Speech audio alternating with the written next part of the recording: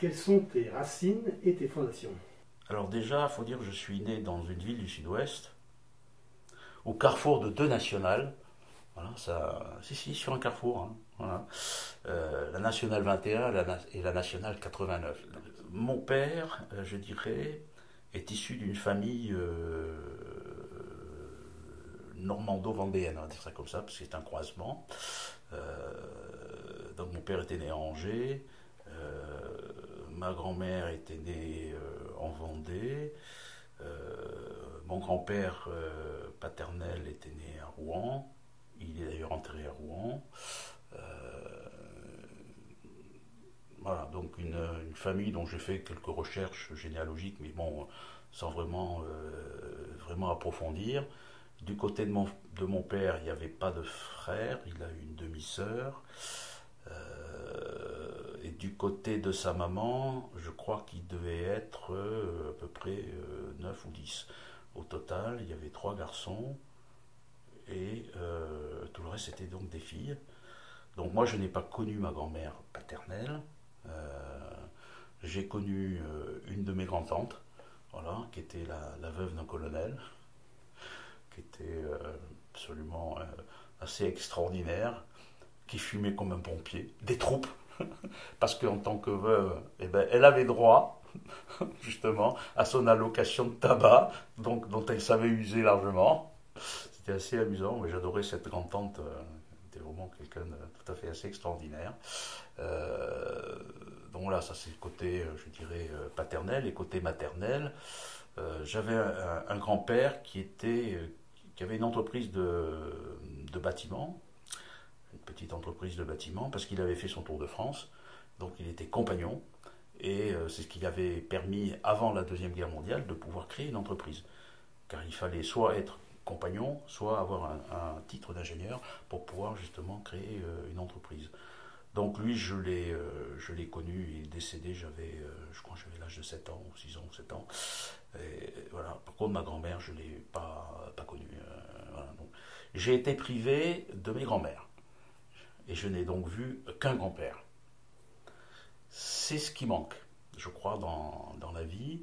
Et comme je suis très sensible, je dirais, à cette notion d'orphelin, euh, de tous ceux qui ont perdu leurs parents, leurs grands-parents, aujourd'hui, moi, je suis très heureux que mes enfants aient eu et aient toujours leurs parents, aient pu faire connaissance de leurs grands-parents, les avoir accompagnés pendant un petit moment, voilà, pour maintenir ce lien entre les générations, bien sûr, et puis faire passer quelque chose, parce qu'on est toujours l'héritier à la fois d'une histoire et puis de conception, même si c'est pas forcément dit, même si c'est pas forcément écrit, il y a quelque chose, c'est dans nos gènes, hein, donc on a un héritage génétique, et que l'on porte comme ça. Je sais que c'est assez particulier, hein, mais voilà, dans cette vision.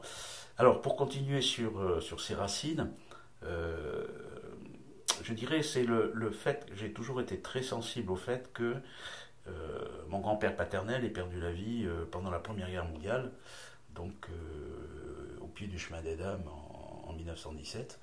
Pour ça que j'avais tout fait pour aller voir à un moment donné où il était enterré. Il est enterré dans un cimetière de Rouen, dans un carré militaire, et la tombe est toujours entretenue, quand autour elles ne sont pas entretenues. Ça, c'est ce qui m'avait frappé. Ça veut dire qu'il y a quelqu'un, mais je ne sais pas qui s'en occupe encore.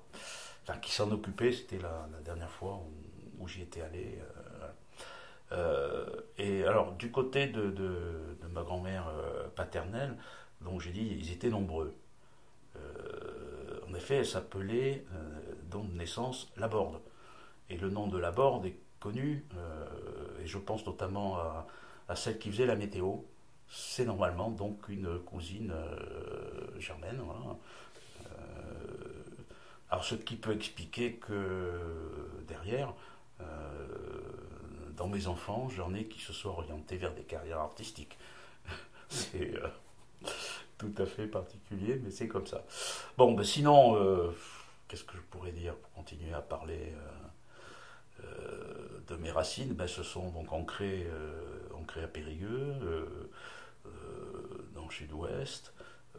bon, j'ai eu la particularité, c'est de faire une partie de mes études, enfin les études primaires, dans une vieille école au pied de la cathédrale locale. C'était dans la rue du Calvaire. Pourquoi la rue du Calvaire? Parce que c'était une rue qu'empruntaient les condamnés à mort. Voilà, quand ils montaient de la prison, qui était tout à fait en bas de cette rue, sur la place dite de la Clotre, où se dressait le gibet avant la Révolution, et puis pendant la Révolution, c'était donc la guillotine. Hein, donc alors cette école, j'en garde toujours un souvenir assez extraordinaire, parce qu'il y avait elle était plantée de platanes. Voilà. Il y avait 3 classes au total, pas plus, regroupant les différents niveaux. Et le directeur était bien entendu un ancien combattant qui avait été prisonnier pendant la guerre. C'était donc un camarade de captivité de mon père. Voilà. Et il me surveillait tout particulièrement.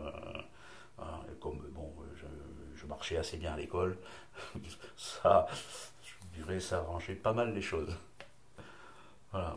Bon, ce que je peux dire sur les bases je dirais sur un peu cet héritage familial. Alors, je devrais ajouter, j'ai toujours aimé les avions.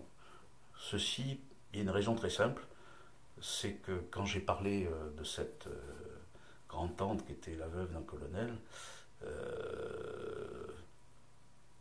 alors sa fille, donc une cousine, avait en première noce épousé un officier qui était Saint-Cyrien, et qui est décédé donc en Italie en 1944 pendant la bataille où on a percé à travers les Abruzzes vers Rome, la bataille du Garigliano. Le numéro 2, qui était mon parrain, avait été déporté, il en était revenu et il était devenu pilote d'essai chez Dassault. Et malheureusement, il est décédé dans un accident de planeur. Donc j'avais 5 ans. Voilà, et pour moi, c'était quelque chose de très d'assez particulier, de très très dur. Et je m'étais dit, putain, je voudrais être aviateur. Voilà.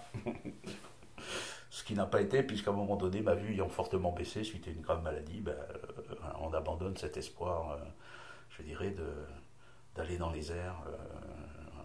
Et leur petit dernier, lui, il s'était engagé pendant la guerre d'Indochine et il avait été parachutiste. Bon, il s'en était sorti, bien sûr. Donc il y a tout ce côté un petit peu particulier. Et ce qui m'a beaucoup frappé, parce que c'est un peu l'héritage de tout ça, c'est qu'on parlait, enfin, je voyais dans les réunions de famille, beaucoup de la déportation, beaucoup des prisonniers de guerre, parce que mon père avait fait quand même, il était resté en captivité de 1940 à 1945. Il en était revenu grand invalide d'ailleurs, donc un parrain qui avait été déporté. Dans cette famille où on était assez républicain, et j'avais découvert à l'occasion, en regardant sur les tombes, qu'il y avait dans la famille, je dirais, de cette grand-tante, elle avait eu un beau-frère qui avait été fusillé par les Allemands, parce qu'il avait fait partie des brigades internationales, donc c'était un frère républicain, et curieusement, l'exposition à Metz sur justement la retirada, il y avait un panneau sur lequel il y avait sa photo. Alors ça m'a beaucoup frappé, parce que c'est quand même pas courant. Voilà, c'était tous ceux, puisque c'était un peu à la gloire des membres des brigades internationales de retrouver ce visage que j'avais vu sur des photos de famille étant enfant, et que je retrouvais là. C'est quand même assez curieux. Hein, il y a des raccourcis historiques, et pourquoi c'est un peu particulier. C'est comme ça. Mais moi, je voudrais revenir sur tes parents. Qu'est-ce que tu peux me dire de tes parents? Je vais d'abord parler de mon père, qui était un homme, je crois, d'une grande sensibilité artistique. Il aimait la peinture, il aimait la musique. Il avait commencé dans la vie en étant instituteur, voilà, avant de s'engager, de devenir sous-officier, de partir dans l'infanterie de forteresse, de commander un ouvrage d'intervalle sur la ligne Maginot, où il a été fait prisonnier. Parce qu'il n'avait pas voulu quitter son régiment, il avait réussi un concours d'officier, et à la déclaration de guerre, il aurait dû partir à l'époque à Samex. Donc il avait préféré rester avec ses hommes et avec ce régiment. Bon, ça a été ça. Il a eu aussi une particularité, c'est que pendant l'hiver 1940, il avait commandé un commando qui faisait des incursions en Sarre. Dans les membres de ce commando, il y avait un caporal-chef qui s'appelait Bijard, qui ne tenait pas en grande estime. Hein, vraiment, il me disait il avait d'énormes défauts, mais il dit c'était un tueur. Il était toujours volontaire pour y assassiner les Allemands, au couteau. Hein, donc ça c'est cette chose-là, il me l'a transmise. Il en parlait rarement, mais de temps en temps. Hein. Et quand on avait vu la carrière de Bijard se développer, moi, il disait oui, mais ça peut expliquer, ceci peut expliquer cela, notamment ses succès, cette manière après de mener les hommes. Bon, donc il y a ça. Alors, un père qui, après la Deuxième Guerre mondiale, étant devenu classé invalide, donc s'est reconverti dans une entreprise de travaux publics qui faisait de l'adduction d'eau. Donc lui a été aujourd'hui ce qu'on appellerait un chargé d'affaires, avec un secteur assez important, puisqu'il avait la responsabilité de 9 départements. Donc ce qui fait que quand j'ai commencé à être assez grand, des fois il m'amenait avec lui pendant les vacances, donc quand il partait pour un jour ou deux. Voilà. Mais cela a entraîné des absences. Alors je ne dis pas que c'était un père absent, au contraire il était très présent, malgré ses absences. Toujours très, ma foi, très dévoué, puisque d'abord il était toujours récupéré lors des élections municipales pour se présenter sur une liste contre celle qui était menée par à chaque fois le maire sortant, qui était communiste mais qui avait été un de ses amis d'enfance, voilà, que moi j'appréciais beaucoup, pour d'autres raisons, parce que c'était à la fois un poète, un écrivain, il avait un passé de résistant, il avait fait partie des brigades internationales. J'étais très ami avec ses enfants. Il y avait un garçon, une fille qui avait à peu près mon âge. Et il disait souvent à mon père, il disait, mais Georges, pourquoi t'es pas en meilleure position pour être élu et à la limite venir avec moi. Il me dit, parce que j'ai besoin de toi. Ça, c'était ce qu'on voyait le plus. Et puis, mon père était aussi engagé au niveau, je dirais, du secours catholique. Et politiquement, il était devenu très gaulliste, parce qu'il y avait un noyau important. Dans la ville de Périgueux, c'était la ville dont Yves Guéna avait été maire pendant longtemps. Yves Guéna, compagnon de la Libération, qui était parti en Angleterre à l'âge de 17 ans. Donc on voit bien, on était tout à fait dans cette mouvance, permettant d'ailleurs, parce que à l'époque les gaullistes essayaient de s'affranchir des partis politiques traditionnels et d'apporter quelque chose de différent, une autre vision de la gestion locale, à la fois avec un souci de transparence, un souci de rendre compte à la population de ce qu'il faisait, et en même temps conduisant des projets d'aménagement de la ville importants, si je fais un raccourci, comme l'a fait Yves Pietrasanta à Metz. Bon, bien évidemment avec les différences d'échelle que cela entraîne. Donc voilà l'image que je garde de mon père, qui était vraiment un homme très, je me suis rendu compte, très aimé, très apprécié, très estimé, à la fois dans le milieu professionnel et puis, je dirais, parmi tous ceux qui le côtoyaient. Voilà. Quant à ma maman,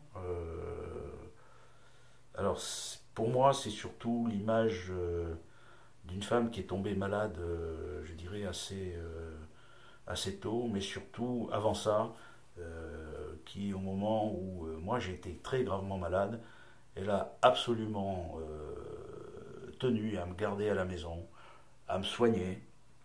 Sinon, je devais partir dans un hôpital loin, avec tous les risques hein, que cela supposait, et avec toute la difficulté, puisqu'à un moment donné, j'étais paralysé, donc il fallait qu'elle me lève, qu'elle s'occupe de moi. Enfin, euh, c'est quelque chose de terrible, ce qui montre bien que l'amour qu'une mère peut éprouver pour ses enfants ne passe pas seulement par des câlins, on va dire, des cadeaux, on s'en fout des cadeaux, c'est pas ça qui est important, mais par cet accompagnement qui est un lien qui est presque physique, puisque bon, quand on a un enfant malade et qu'il faut s'en occuper comme ça, porter à bout de bras et l'avoir fait avec, je dirais, le dévouement qui a été le sien à ce moment-là, alors qu'elle était souvent seule pratiquement du lundi au vendredi. Hein, c'était quand même quelque chose d'assez important, sachant que j'avais deux sœurs plus âgées que moi et un frère plus jeune de 5 ans, qui lui posait des problèmes par ailleurs. Donc voilà, donc je regarde cette image-là, parce qu'après elle est tombée malade, elle était, pouvait pratiquement plus rien faire, et je dirais, je n'ai quitté, je dirais, la maison qu'à partir du moment où j'étais sûr qu'elle était rétablie, qu'elle avait retrouvé son autonomie, qu'elle pouvait s'occuper des repas, aller faire les courses, voilà, parce que j'avais mon petit frère plus jeune, quoi, encore, dont il fallait s'occuper. Voilà, donc une mère aimante, incontestablement, pas du tout castratrice, hein, comme vous pourrez le croire, non, non, ça n'a rien à voir. Et puis c'est la maladie, je dirais, sur la fin, et voilà, c'est ce qui me frappe le plus. Et j'avais toujours ressenti un regret chez elle, c'est qu'elle était fille unique et de ne pas avoir eu de frères et de sœurs. Voilà. Même si on sait qu'elle a eu, bon, elle aurait dû avoir ou un frère, une petite sœur, mais à l'époque, ma grand-mère avait fait une fausse couche et voilà, mais elle avait toujours regretté, elle en parlait. Elle dit, oh, j'aurais aimé, ma petite sœur avait pu vivre. Voilà, Qu'est-ce que tu as appris de tes parents? Ah, de mes parents, l'honnêteté, sans aucun doute. Euh, Dire la vérité, parce que ça sert à rien de mentir. Franchement, je dirais mentir, c'est fuir. C'est une façon, c'est une forme de lâcheté en fait. Euh, L'honnêteté, voilà. Un point important, ouais, la politesse. C'était très très très formateur. Voilà, dire bonjour, enlever son chapeau pour dire bonjour à la dame, laisser la place, se lever quand on est assis pour une personne plus âgée, puis s'asseoir. C'était des petites choses comme ça qui sont pour moi fondamentales dans la vie en société. Et qui s'est, bon, malheureusement un petit peu perdu. Hein. Alors j'ai eu la chance, c'est que bon, il fallait que je prenne le bus pour aller à l'école depuis tout petit, mais dans ce bus il y avait aussi des anciens combattants. Il y en avait toujours, dont un qui était que je connaissais bien parce que je dirais ses deux fils et sa fille étaient dans le scoutisme, donc, que j'ai fait aussi. Et donc, je ne pouvais pas broncher, quoi. Je ne pouvais pas faire le moindre écart. J'étais surveillé, en quelque sorte. Non, non, mais c'était tout ça gentiment fait. Et ce qui fait qu'on avait aucun risque, enfin, on courait aucun risque à l'époque. Parce que bon, un gamin qui, à 6 ans, prend le bus tout seul pour aller à l'école, aujourd'hui, ça ne se fait pas. Hein. On a des bus scolaires. Mais on ne prend pas le bus, je dirais, à usage général. Et quel enfant tu étais, toi? Ouh. Alors, bon, globalement, on disait que j'étais un enfant sage. Bon, ça c'est chose. Bon, peut-être pas tout à fait vrai, mais c'est vrai que j'aimais bien aller à l'extérieur, aller dans la nature, puisque la maison que mes parents que mon grand-père leur avait construit, hein, était pas loin d'une rivière, avec une falaise, avec un pic assez important. J'aimais bien aller me balader, quitte à prendre des risques pour essayer de descendre sur les bords de la rivière, dans des conditions un peu acrobatiques. Euh, bon, j'aimais ça, j'aimais aller à la pêche aussi, tout seul. C'était assez curieux, j'ai fait ça jusqu'à l'âge de 16 ans, c'est-à-dire que jusqu'à l'âge où il fallait avoir un permis de pêche. Et je sais que je partais souvent en pleine nuit, en période d'été, parce qu'il y avait des barrages au fil de l'eau, une rivière pas loin, barrage au fil de l'eau, et j'aimais bien aller en pleine nuit, je commençais à jeter ma ligne, voilà, en étant sur un barrage qui était dangereux, parce qu'il y avait de l'eau qui coulait, qui glissait, partir, mais c'était un vrai plaisir, parce que j'aimais bien les levées de soleil, voilà, les matins, et bien la nature, ce qui donc m'avait permis, parce que mes parents étaient d'accord, après d'être louveteau, voilà, donc, j'ai fait 5 années comme louveteau, c'est bien un petit peu particulier, mais c'est vrai qu'à ce moment-là, on vit dehors, on est quand même au contact de la nature, on apprend à voir les choses autrement, donc on vit sur un rythme différent. Voilà, Quand tu étais enfant, quels étaient tes rêves? Alors, mon premier rêve, ça a été d'être aviateur. Ça, c'est incontestablement. Ben, ce rêve s'est éteint le jour où ma vue a tellement baissé que je savais que je pourrais. Hein. Et après, euh, j'ai eu un deuxième rêve. Voilà, je voulais devenir prêtre. Et puis mon directeur d'école, et pour ça, j'avais dit à mon père, ah, je voudrais bien entrer au petit séminaire. Bon, évidemment, le petit séminaire, c'était pas dans ma ville natale, c'était à Sarlat. Un peu compliqué. L'instituteur avait dit, ce directeur d'école avait dit, non, t'es pas fait pour lui. Je pense il peut faire autre chose. Voilà. Donc, bon, ça s'était pas fait. Et le rêve suivant, c'était de devenir médecin. Voilà, médecin militaire. Donc, je m'étais préparé à ça. Et c'est la raison pour laquelle j'avais décidé de quitter la maison familiale pour une école d'enfants de troupe pour pouvoir présenter le concours d'entrée à l'école du service de santé pour devenir médecin. Et je me souviens, j'étais en terminale, en classe de philo, et le colonel qui commandait l'école et le proviseur avaient rassemblé les élèves des classes de philo et leur avait dit voilà, on était, je crois, au mois de décembre, au mois de janvier, je ne sais plus. Le service de santé vient d'arrêter le recrutement de médecins à partir des bacheliers philo. Elle dit donc, si vous voulez présenter ce concours, il faudra, après l'obtention de votre bac philo, redoubler pour faire soit une classe de sciences expérimentales, soit une classe de maths LM. Bon, généralement, quand on est en classe de philo, c'est que les disciplines scientifiques sont un peu plus ardues à acquérir que. Voilà. Bon, donc ça s'est pas fait. Je m'étais dit, mais qu'est-ce que je fais à partir de là? De toute façon, j'ai passé mon bac, je l'ai eu, et puis j'ai dit, mais bon, je vais rester en classe prépa, et puis pour préparer le concours d'entrée à l'école spéciale militaire de Saint-Cyr, voilà, que j'ai réussi du premier coup. Donc, Tes rapports avec ta fratrie? alors, avec la fratrie, euh, alors, très bonne avec mes sœurs.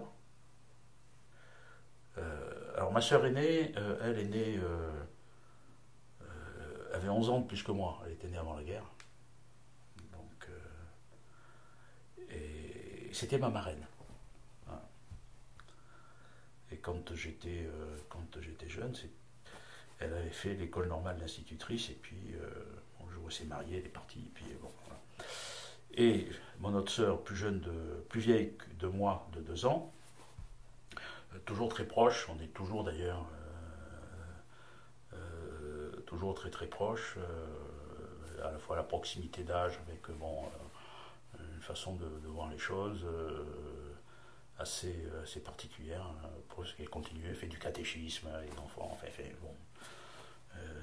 plein de choses, elle est très engagée au profit des autres, en quelque sorte, très, très généreuse par ailleurs. Et puis un frère plus jeune, de 5 ans, difficile, avec un petit handicap, je dirais mental, si on peut, oui. Donc les rapports n'étaient pas simples, parce qu'il était très, très caractériel, coléreux, et du mal dans ses études. Donc il avait fallu le mettre à un moment donné dans un institut spécialisé, etc. Bon, mais après il s'en est sorti, puisqu'il est devenu dans une banque. Il a fait sa vie voilà, tranquillement. Fait un petit parcours professionnel normal, d'employé de banque.